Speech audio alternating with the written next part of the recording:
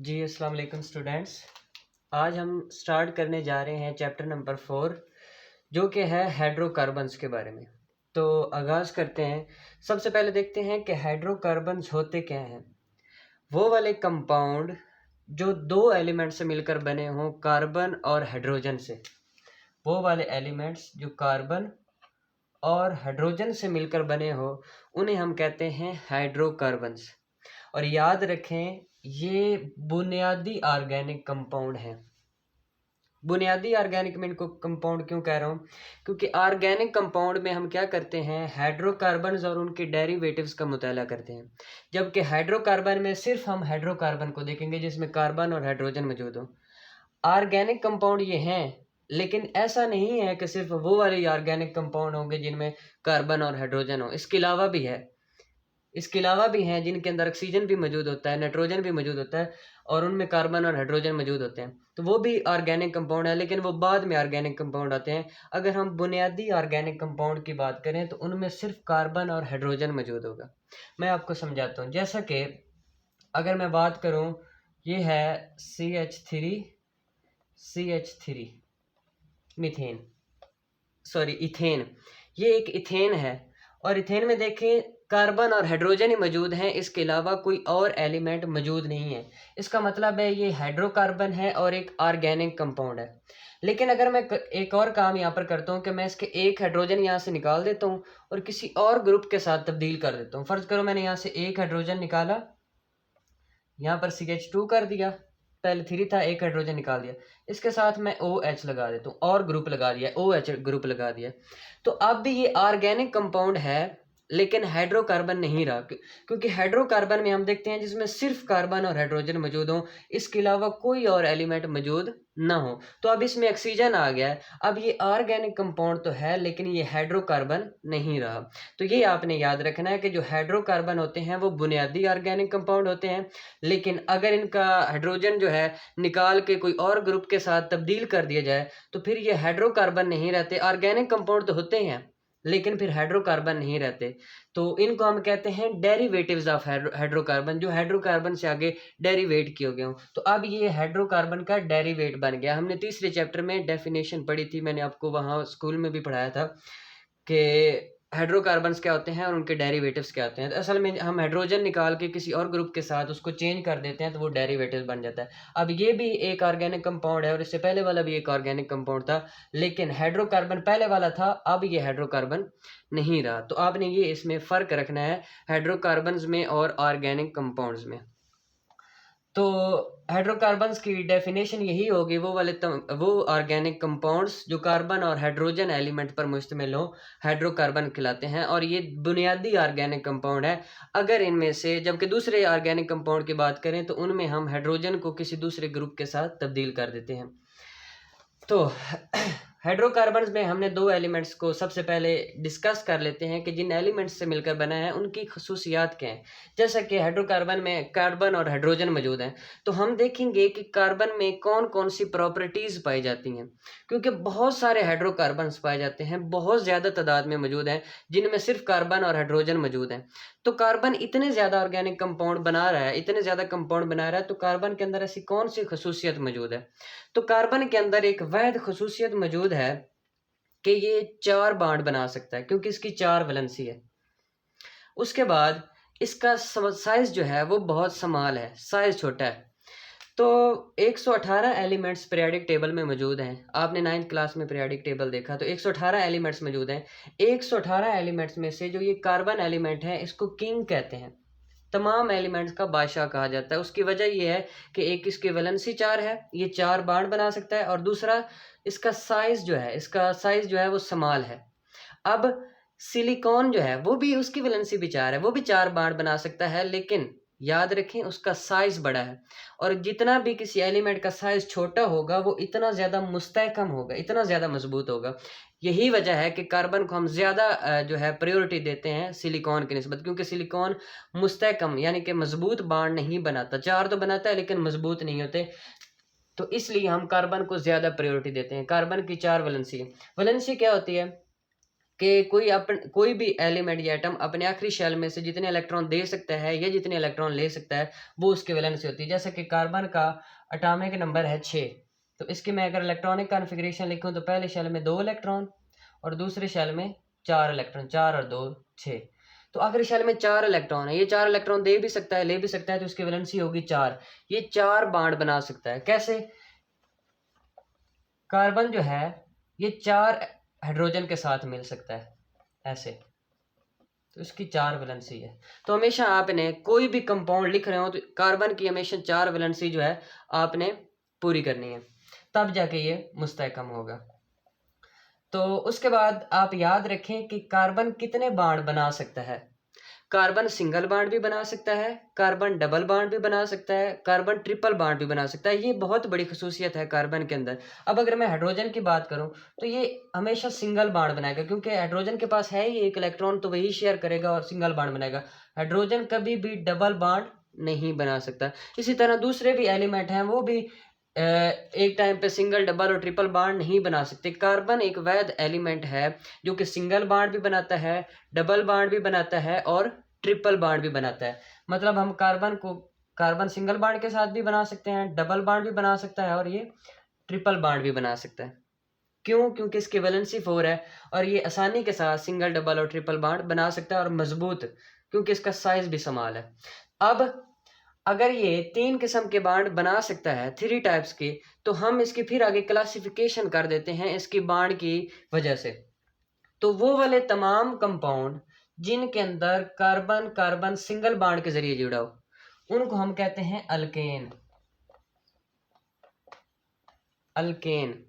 और वो वाले ऑर्गेनिक कंपाउंड या हाइड्रोकार्बन जिसमें कार्बन और कार्बन के दरमियान जो है डबल बॉन्ड मौजूद हो उसे हम कहते हैं अल्कीन। और उसके बाद वो वाले ऑर्गेनिक कंपाउंड जिसमें कार्बन और कार्बन ट्रिपल बॉन्ड के जरिए जुड़े हों उसे हम कहते हैं अल्काइन। तो ये बहुत इंपॉर्टेंट है क्योंकि हमने इस चैप्टर में सिर्फ ये 3 चीज़ें पढ़नी है। ये तो एक इंटरव्यू है ना इसका, एक रिव्यू है इसका, एक बुनियादी चीज़ें हैं ये वाली, बाकी चीज़ें तो मेन जो इस चैप्टर में हमने चीज़ें पढ़नी है वो 3 ये हैं, अल्केन, अल्कीन और अल्काइन। तो इसको आपने, इसकी बुनियाद जो है आपने अच्छी तरह बांधनी है, इसको स्ट्रांगली जो है आपने इसके कंसेप्ट जो हैं याद रखने हैं। तो यहाँ ये मैं बेसिक चीज़ें बता रहा हूँ, यहाँ पर आपने इन चीज़ों को गौर से सुनना है और इसको अच्छे तरीके से बुक से, टेक्स्ट बुक से पढ़ना है, इंशाल्लाह समझ आ जाएगी आपको। तो वो वाले कंपाउंड जिसमें कार्बन और कार्बन सिंगल बॉन्ड के जरिए जुड़े हों वो होंगे अल्केन, जिसमें कार्बन और कार्बन डबल बॉन्ड के जरिए जुड़े होंगे वो होंगे अल्कीन, जिसमें कार्बन और कार्बन ट्रिपल बॉन्ड के जरिए जुड़े होंगे वो होंगे अल्काइन। और उसके बाद अल्केन, अल्कीन और अल्काइन के बाद कुछ ऐसे कंपाउंड भी हैं जिन्हें हम एरोमेटिक कंपाउंड भी कहते हैं। एरोमेटिक कंपाउंड में क्या होता है, उसमें बेंजीन की रिंग पाई जाती है, जिसमें बेंजीन मौजूद हो, वो वाले कंपाउंड जिसमें बेंजीन मौजूद हो। ये जो मैंने स्ट्रक्चर बनाया मैं यहाँ पर डिस्कस नहीं करना चाहता, आगे जाके बेंजीन को डिस्कस करेंगे। लेकिन याद रख लें कि वो वाले कंपाउंड जिसमें कार्बन और कार्बन के दरमियान सिंगल बॉन्ड मौजूद हो वो अल्केन होगा, जिसमें डबल बॉन्ड हो वो अल्कीन होगा, जिसमें ट्रिपल बॉन्ड हो वो अल्काइन होगा, और जिसमें बेंजीन मौजूद हो वो एरोमेटिक कंपाउंड होंगे। तो 4 किस्म के मैंने कंपाउंड बताए हैं, अल्केन, अल्कीन, अल्काइन और एरोमेटिक। तो इनको आप लोगों ने जो है यहाँ पर याद रखना है। उसके बाद अगर मैं बात करूं कि अल्केन, अल्कीन, अल्काइन जो है ये तो हम देख रहे हैं बांड की क्लासिफिकेशन देख रहे हैं, बांड की वजह से कि बांड सिंगल है, डबल है, ट्रिपल है। उसके बाद अगर मैं हाइड्रोकार्बन्स को की क्लासिफिकेशन करूं, इसको तकसीम करूं, तो 2 तरह के हाइड्रोकार्बन्स मौजूद हैं। कुछ ऐसे हाइड्रोकार्बन्स हैं जो सैचुरेटेड है, जबकि कुछ ऐसे हाइड्रोकार्बन हैं जो कि अनसैचुरेटेड है। सैचुरेटेड हाइड्रोकार्बन और अनसैचुरेटेड हाइड्रोकार्बन, अब इनको आपने गौर से समझना है कि सैचुरेटेड हाइड्रोकार्बन कौन से होते हैं और अनसैचुरेटेड हाइड्रोकार्बन कौन से होते हैं। मैं यहाँ पर कुछ चीज़ें आपको पॉइंट साथ बता दूंगा जो आपकी बुक में नहीं होंगे, लेकिन आपके कंसेप्ट को मज़ीद जो है क्लियर कर देंगे और आगे हम जो रिएक्शन पढ़ेंगे वहाँ पर वो जो है आपको बहुत हेल्प करेंगे। तो यहाँ पर देखें, हमेशा कोई भी कंपाउंड है उसमें 2 तरह के बॉन्ड हो सकते हैं। कौन कौन से? या तो सिग्मा बॉन्ड हो सकता है या फिर पाई बॉन्ड हो सकता है। सिग्मा बॉन्ड और पाई बॉन्ड, इनमें फ़र्क क्या है? हमेशा जो सिंगल बॉन्ड होगा वो सिग्मा बॉन्ड होगा, हमेशा जो सिंगल बॉन्ड होगा वो सिग्मा बॉन्ड होगा, और सिंगल के अलावा जितने भी बॉन्ड होंगे वो क्या होंगे, डबल बॉन्ड होंगे, सॉरी पाई बॉन्ड होंगे। कैसे, कार्बन और कार्बन के दरमियान सिंगल बॉन्ड मौजूद है, तो ये कौन सा बॉन्ड है, ये सिग्मा बॉन्ड है। दूसरे में देखें, अल्कीन में डबल बॉन्ड मौजूद है, तो इसमें जो एक बॉन्ड होगा ये वाला, ये सिग्मा बॉन्ड होगा, जबकि दूसरा बॉन्ड क्या होगा, पाई बॉन्ड होगा। तीसरे में देखें, अल्काइन में, इसमें 3 बॉन्ड होते हैं, इसमें एक जो है वो क्या होगा, सिग्मा बॉन्ड, और 2 क्या होंगे, पाई बॉन्ड। तो हमेशा याद रखें, सिंगल बॉन्ड क्या होता है, सिग्मा बॉन्ड, और उसके अलावा अगर बॉन्ड मौजूद है डबल में या ट्रिपल में, वो क्या होते हैं, पाई बॉन्ड होते हैं। तो यहाँ पर अल्केन में कितने क्या होते हैं, सिर्फ और सिर्फ सिग्मा बॉन्ड होते हैं, जबकि अल्कीन में क्या होता है, एक सिग्मा बॉन्ड होता है और एक पाई बॉन्ड होता है। अल्काइन में क्या होता है, एक सिग्मा बॉन्ड होता है और 2 पाई बॉन्ड मौजूद होते हैं। इस चीज़ की समझ आई। अब एक और बात याद रखें कि जो सिग्मा बॉन्ड हैं ये बहुत ज़्यादा मजबूत होते हैं, बहुत ज़्यादा मजबूत होते हैं, इनको तोड़ना मुश्किल होता है। हम इन वो वाले कंपाउंड जिनके अंदर सिर्फ और सिर्फ सिग्मा बॉन्ड मौजूद हो, सिर्फ और सिर्फ सिग्मा बॉन्ड, हम उसको आसानी के साथ नहीं तोड़ सकते, हमें बहुत सारे प्रोसेस से गुजरना पड़ता है उसको तोड़ने के लिए। जबकि पाई बॉन्ड जो हैं ये वीक होते हैं, कमज़ोर होते हैं, इनको आसानी के साथ हम तोड़ सकते हैं। तो यहाँ पर बताएं कि अल्केन में सिर्फ सिंगल बॉन्ड है, तो सिंगल बॉन्ड है तो इसका मतलब है ये सिग्मा बॉन्ड है, इसका मतलब है कि अल्केन को तोड़ना बहुत मुश्किल होता है। मैं इस कार्बन और कार्बन को अलहदा करना चाहूँ तो ये आसान नहीं है इसको अलहदा करना। इसी तरह अगर मैं अल्कीन में देखूँ जिसमें डबल बॉन्ड है, इसमें एक सिग्मा बॉन्ड है, दूसरा पाई बॉन्ड है, इसका मतलब है कि इसका एक बॉन्ड आसानी के साथ तोड़ा जा सकता है, मतलब इसका रिएक्शन आसान है, इसको तोड़ना, इसका एक बॉन्ड आसानी के साथ टूट सकता है। कौन से वाला बॉन्ड, पाई बॉन्ड। इसी तरह अगर मैं अल्काइन में देखूं तो अल्काइन में ट्रिपल बॉन्ड 3 बॉन्ड मौजूद हैं, जिसमें से एक सिग्मा बॉन्ड मौजूद है, 2 पाई बॉन्ड मौजूद है, तो इसमें 2 ऐसे बॉन्ड हैं जिनको आसानी के साथ हम तोड़ सकते हैं। तो इसका मतलब है कि जो अल्केन है वो तकरीबन रिएक्शन नहीं देते, उसमें सिर्फ और सिग्मा बॉन्ड मौजूद है, इनको तोड़ना आसान नहीं होता। तो क्योंकि इनमें सिर्फ और सिर्फ सिंगल बॉन्ड है, कार्बन और कार्बन की चारों वैलेंसी जो है वो सिंगल बॉन्ड के जरिए जो है मुकम्मल हो रही है, और इसमें सिर्फ और सिर्फ सिग्मा बॉन्ड मौजूद है, तो ये वाले कंपाउंड कहलाते हैं सैचुरेटेड। क्या कहलाते हैं, सैचुरेटेड कंपाउंड। जबकि दूसरी तरफ देखें, इसमें भी पाई बॉन्ड मौजूद है, इसमें भी पाई बॉन्ड मौजूद है, इसको भी आसानी के साथ हम रिएक्शन करवा सकते हैं, तोड़ सकते हैं, इसको भी आसानी के साथ रिएक्शन करवा सकते हैं, तोड़ सकते हैं। इसका मतलब है कि ये आसानी से रिएक्शन दे सकते हैं। इनमें जो है डबल बॉन्ड मौजूद है और ट्रिपल बॉन्ड मौजूद है, पाई बॉन्ड मौजूद है, तो ये वाले होंगे अनसैचुरेटेड हाइड्रोकार्बन्स।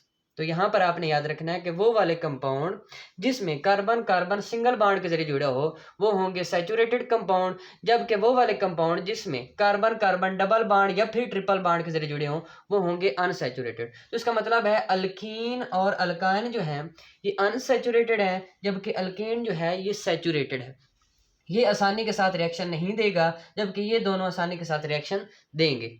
बात की समझ आई। ये क्यों देंगे, क्योंकि इसके अंदर सिग्मा बॉन्ड मौजूद है जो बहुत मजबूत है, इन दोनों के अंदर पाई बॉन्ड मौजूद हैं जो कमजोर हैं, जिसकी वजह से ये आसानी के साथ टूट जाते हैं। अब ये सिग्मा बॉन्ड क्यों मजबूत होता है, पाई बॉन्ड क्यों कमजोर होता है, मैं यहाँ पर नहीं डिटेल बता रहा क्योंकि लेक्चर मजीद लंबा हो जाएगा। तो बस आप इतना याद रखें कि सैचुरेटेड और अनसैचुरेटेड में आपने फ़र्क किस तरह याद रखना है। अब अगर आपको सैचुरेटेड और अनसैचुरेटेड की समझ आ गई है तो उसके बाद कुछ और पॉइंट्स जो हैं आपके बुक के पहले पेज पे तारफ में दिए गए हैं, उसमें ये बताया गया है कि हाइड्रोकार्बन्स जो हैं इनकी इलेक्ट्रोनेगेटिविटी का फ़र्क तकरीबन ज़ीरो होता है, ज़ीरो नहीं होता लेकिन तकरीबन ज़ीरो होता है। और अगर इलेक्ट्रोनेगेटिविटी का फ़र्क तकरीबन कम हो या ज़ीरो हो, 0.5 से कम हो, तो हम उनको कहते हैं वो वाले कंपाउंड होते हैं नॉन पोलर। क्या होते हैं, नॉन पोलर। अब इसकी वजह भी मैं बताना चाहता हूँ। अब कार्बन की इलेक्ट्रोनेगेटिविटी है 2.5, जबकि हाइड्रोजन की है 2.1। तो अगर मैं फ़र्क निकालूं तो बड़े में से छोटे को माइनस कर देना, 2.5 में से 2.1 को माइनस करें तो ये कोई फ़र्क बनता है 0.4। तो कार्बन और हाइड्रोजन में इलेक्ट्रोनेगेटिविटी का फ़र्क है 0.4, इसका मतलब है 0.5 से कम है, तकरीबन 0 के बराबर ही है। इलेक्ट्रोनेगेटिविटी का फ़र्क बहुत कम है, इसका मतलब है कि दोनों की तकरीबन अट्रैक्शन बराबर है। कार्बन भी अपनी तरफ इलेक्ट्रॉन खींच रहा है, हाइड्रोजन भी अपनी तरफ, तो तकरीबन एक ही कुव्वत के साथ, एक ही ताकत के साथ खींच रहे हैं, तो ना इस पे कोई चार्ज आएगा ना इस पे कोई चार्ज आएगा। तो मतलब ये पोलर नहीं है, नॉन पोलर है, कोई इस तरह का पोल नहीं बनेगा। पोल तब बढ़ता है जब एक कार्बन के पास, एक एलिमेंट के पास ताकत ज्यादा हो, दूसरे के पास ताकत कम हो, तब पोल बनता है। तो इसका मतलब है इनकी इलेक्ट्रोनेगेटिविटी का फर्क क्योंकि बहुत कम है, इसमें कोई पॉजिटिव और चार्ज नेगेटिव चार्ज मौजूद नहीं होता, पॉजिटिव और नेगेटिव चार्ज मौजूद ना होने की वजह से ये क्या है, नॉन पोलर है।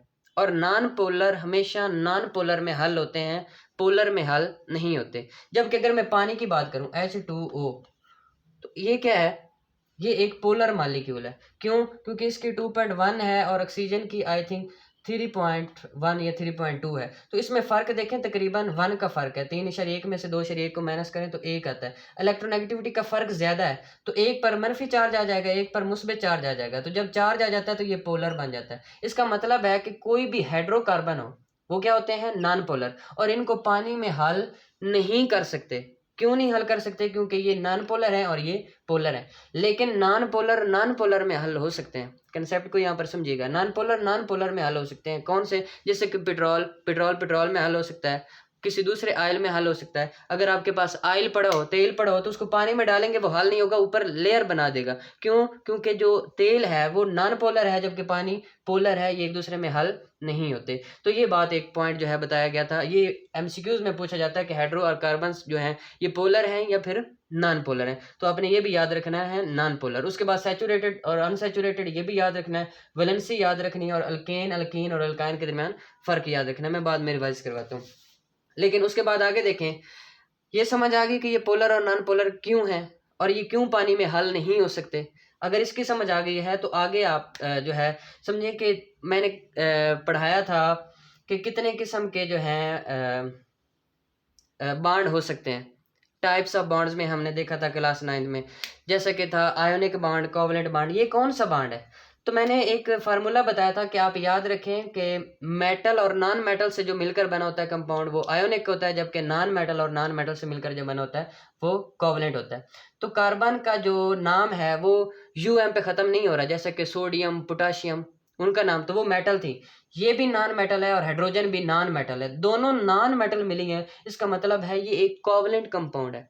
अगर यहाँ पर देखें सोडियम क्लोराइड, तो इसमें सोडियम UM पे खत्म हो रहा है, तो ये एक मेटल है। क्लोरीन UM पे नहीं, ये एक नॉन मेटल। मेटल और नॉन मेटल मिली, इनके दरमियान आयोनिक कंपाउंड, आयोनिक बॉन्ड मौजूद होगा। जबकि ये दोनों नॉन मेटल हैं तो ये कोवलेंट बॉन्ड होगा।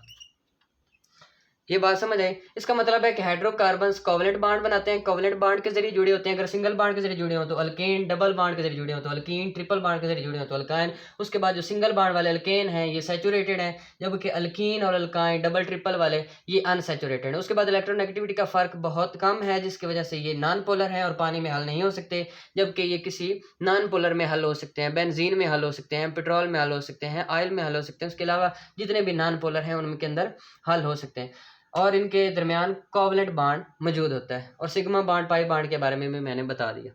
अब अगर इस बात की समझ आ गई है तो इसके बाद हम देखते हैं कि एक और इनकी वोलेटिलिटी क्या होती है। जी, वोलेटिलिटी की अगर हम बात करें तो वो वाले कंपाउंड जिनके अंदर कार्बन की तादाद कम होंगे उनको दबाना आसान होता है। कार्बन की तादाद जितनी कम होगी, मतलब एलिमेंट जितने कम होंगे उनको दबाना आसान होगा। इसका मतलब है वो ज़्यादा वोलेटाइल होंगे। इसी तरह अगर कार्बन की तादाद बढ़ती जाएगी, एटमों की तादाद बढ़ती जाएगी, तो कार्बन एटम जब ज़्यादा होते जाएंगे तो उनको दबाना क्या होता जाएगा, मुश्किल होता जाएगा। उनकी वोलेटिलिटी क्या होती जाएगी, कम होती जाएगी। कैसे? जैसे कि मैं अगर CH4 की बात करूँ, इसमें एक कार्बन है। इसी तरह मैं C2H6 की बात करूँ, इसी तरह मैं C3H8 की बात करूं, तो आप देखें कार्बन बढ़ता जा रहा है। इसको दबाना आसान है, इसको दबाना मुश्किल है, इसको दबाना और मुश्किल है। इसका मतलब है कि कार्बन की तादाद ज़्यादा होती जाएगी तो उसकी वोलेटिलिटी कम होती जाएगी। मतलब कार्बन की तादाद पे ये डिपेंड करती है वोलेटिलिटी। तो इसी तरह अगर जो मीथेन है ये सबसे कम वोलेटाइल है, सॉरी सबसे ज़्यादा वोलेटाइल है। उसके बाद जो इथेन है ये उससे कम वोलेटाइल है। उसके बाद आगे प्रोपेन है, ये उससे मज़ीद वोलेटाइल, उसकी वोलेटिलिटी कम है। तो कार्बन की तादाद बढ़ती जाएगी, इनकी वोलेटिलिटी क्या होती जाएगी, कम होती जाएगी। तो यहाँ पर आपने ये वाली बात जो है याद रखनी है कि मीथेन जो है ये सबसे ज़्यादा वोलेटाइल है। तो अगर ये वोलेटाइल है मतलब इसको आसानी के साथ दबाया जा सकता है, इसका मतलब है कि ये गैस है, क्योंकि गैस को आसानी के साथ दबाया जा सकता है। उसके बाद अगर लिक्विड की बात करें तो उसको जो है आसानी के साथ नहीं दबाया जा सकता। उसके बाद अगर ठोस की बात करें तो उसको बिल्कुल नहीं दबाया जा सकता। तो जैसे जैसे वोलेटिलिटी कम होती जाएगी ये गैस से सॉलिड की तरफ जाते जाएंगे। तो यहाँ पर आपने याद रखना है कि कार्बन 1 से लेकर कार्बन 4 तक जैसा कि ये कार्बन 1 से लेकर जो कार्बन 4 तक हैं ये गैस हैं।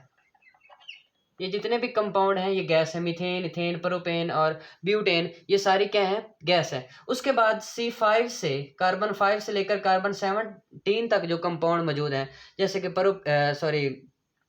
पेंटेन है, हेक्सेन है, हेप्टेन है, ये सारे क्या हैं? ये माया हैं। ये कम वोलेटाइल हैं क्योंकि वोलेटिलिटी नीचे की तरफ कम होती जाती है। ये ज़्यादा वोलेटाइल हैं और गैस हैं, जबकि कार्बन 5 से लेकर कार्बन 17 तक मैं बात करूं तो ये कम वोलेटाइल हैं और क्या हैं? माया हैं। इसी तरह कार्बन 18 से लेकर ऑनवर्ड आगे जितने भी कंपाउंड मौजूद हैं वो सारे के सारे क्या हैं? ठोस है और वो सबसे कम वोलेटाइल हैं। तो ये वोलेटिलिटी याद रखनी है और ये वाले आपने याद रखने हैं कि कौन से वाले कंपाउंड गैस हैं, कौन से माया हैं और कौन से ठोस हैं। कार्बन 1 से लेकर कार्बन 4 तक जो कंपाउंड है वो गैस है। कार्बन 5 से लेकर कार्बन 17 तक जो है वो माया है और कार्बन 18 से आगे ऑनवर्ड जितने भी हैं वो ठोस हैं और इनकी वोलेटिलिटी बातदरीज कम होती है। जैसे जैसे मॉलिक्यूलर वेट ज़्यादा होता जाएगा इनकी वोलेटिलिटी कम होती जाएगी, ये गैस से माया और माया से ठोस में तब्दील हो जाते हैं। मॉलिक्यूलर वेट का मतलब है कि मॉलिक्यूल्स में इजाफा होता जाएगा। जैसे कि यहाँ पर कम मॉलिक्यूल हैं, यहाँ पर ज़्यादा मॉलिक्यूल हैं, यहाँ पर और ज़्यादा मॉलिक्यूल हैं, तो इनका वजन भी बढ़ता जाएगा, मॉलिक्यूलर वेट बढ़ता जाएगा। तो जैसे जैसे मॉलिक्यूलर वेट बढ़ता है वैसे वैसे वोलेटिलिटी कम होती है। जैसे जैसे वोलेटिलिटी कम होती है ये गैस से माया और माया से फिर ठोस में तब्दील हो जाते हैं। उसके बाद ये जो हाइड्रोकार्बन्स हैं इनको देखना है कि ये कहाँ कहाँ इस्तेमाल होते हैं, इनका हमारी ज़िंदगी में कहाँ कहाँ पर इस्तेमाल है। तो याद रखें इनका इस्तेमाल बहुत ज़्यादा है, ऑर्गेनिक कंपाउंड्स का बहुत ज़्यादा इस्तेमाल है। कुछ एग्जांपल दे सकता हूँ, जैसे कि हमारे घरों में अब इर्द गिर्द तकरीबन ज़्यादातर प्लास्टिक इस्तेमाल होता है। ये हम पाइप वगैरह इस्तेमाल करते हैं तो प्लास्टिक के इस्तेमाल करते हैं, बर्तन आ रहे हैं वो प्लास्टिक के आ रहे हैं। इस तरह बहुत सी चीज़ें जो हैं वो प्लास्टिक में आ गई हैं। तो प्लास्टिक जितना भी है उसमें हाइड्रोकार्बन्स मौजूद होते हैं, ऑर्गेनिक कंपाउंड्स हैं ये सारे के सारे। उसके बाद प्लास्टिक के बाद ये जो फाइबर्स हैं, फाइबर भी सारे क्या हैं? ऑर्गेनिक कंपाउंड है, हाइड्रोकार्बन है। उसके बाद ये जो खादें तैयार की जाती हैं, फर्टिलाइज़र जितने भी बनते हैं उनमें बहुत ज़्यादा जो है रोल प्ले करते हैं हाइड्रोकार्बन। तो इनका इस्तेमाल अगर देखेंगे आप मुख्तलिफ बुक्स में बहुत ज़्यादा दिया हुआ है। हमारे इर्द गिर्द तकरीबन बहुत ज़्यादा चीज़ें जो हैं ऑर्गेनिक कंपाउंड हैं और हाइड्रोकार्बन्स मौजूद हैं। अब उम्मीद है कि इन चीज़ों की समझ, ये थी इसके बेसिक पॉइंट्स। ये जितनी भी चीज़ें बताई हैं बेसिक चीज़ें बताई हैं, अगर इनकी समझ आई है तो इंशाल्लाह आगे चैप्टर जो है वो आसान हो जाएगा। ये बेसिक चीज़ें हैं, इनकी अगर आपको समझ आ जाती है तो आगे हर चीज़ आसान हो जाएगी। रिएक्शन है उनकी समझ आ जाएगी। उसके बाद हाइड्रोकार्बन्स को अगर हम देखें तो हाइड्रोकार्बन्स को हम डिवाइड करते हैं दो हिस्सों में। कौन कौन से हिस्सों में? हाइड्रोकार्बन्स या तो हो सकते हैं ओपन चेन या फिर हो सकते हैं क्लोज्ड चेन। ओपन चेन या फिर क्लोज चेन। ओपन चेन को हम कहते हैं ए साइक्लिक, मतलब जो साइकिल ना बना रहे हो, सीधे सीधे हो। ए साइक्लिक, ए का मतलब होता है नॉट, साइक्लिक का मतलब साइकिल, जो साइकिल नहीं बना रहे। और क्लोज्ड को कहते हैं साइक्लिक,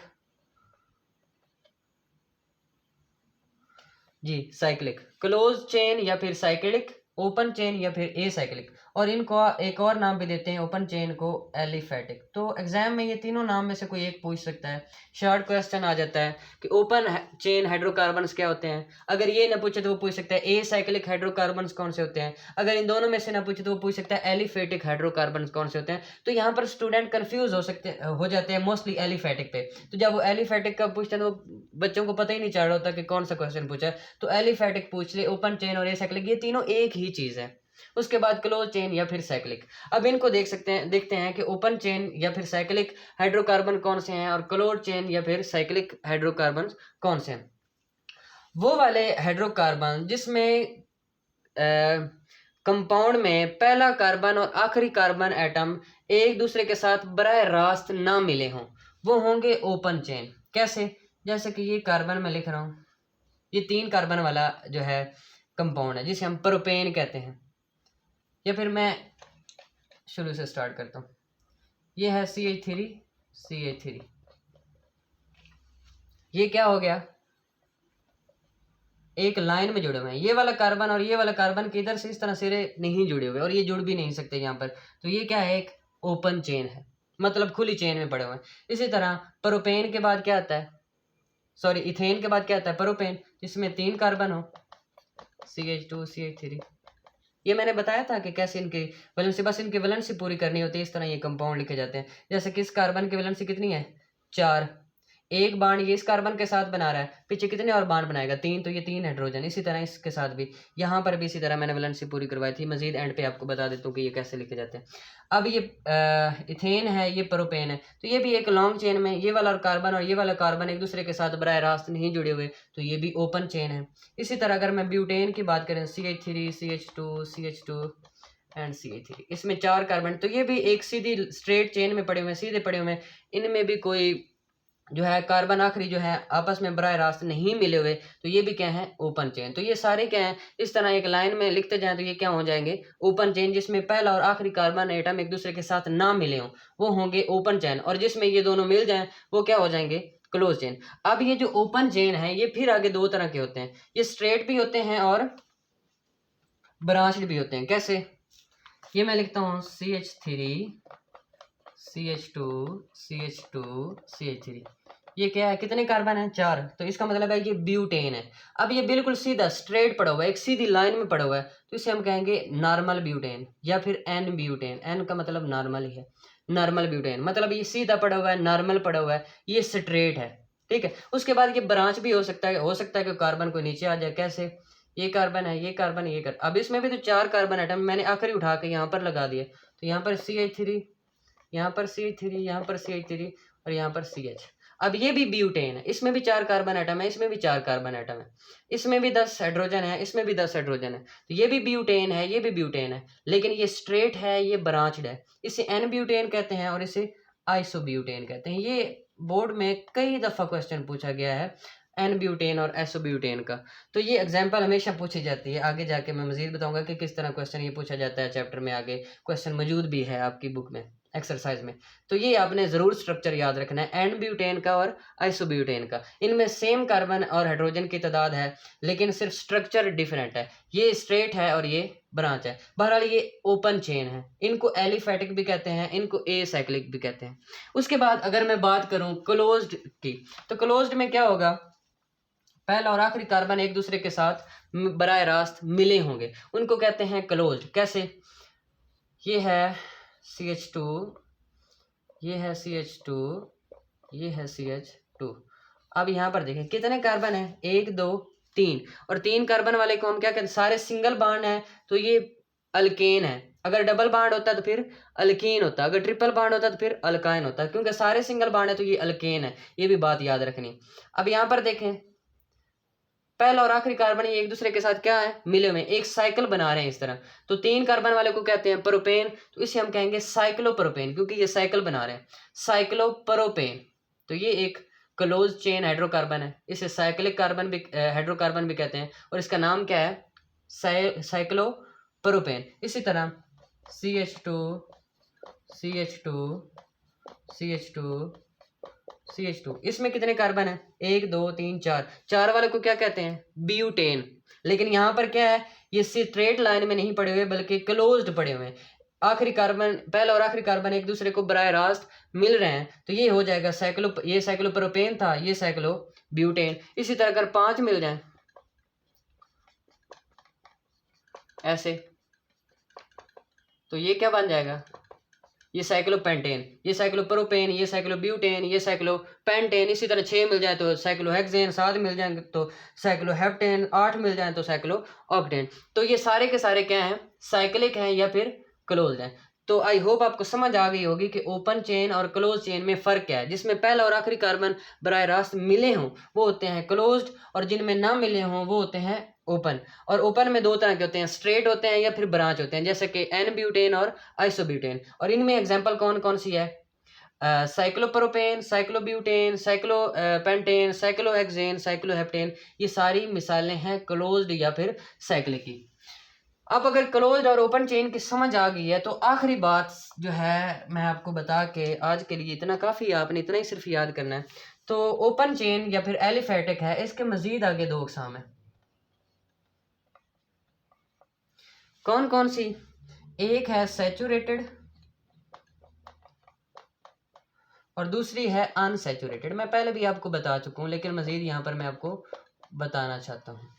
सैचुरेटेड कौन से होते हैं, याद करें ज़रा जी। सैचुरेटेड वो वाले कंपाउंड होते हैं जिसमें कार्बन और कार्बन सिंगल बॉन्ड के जरिए एक दूसरे के साथ मिले हों।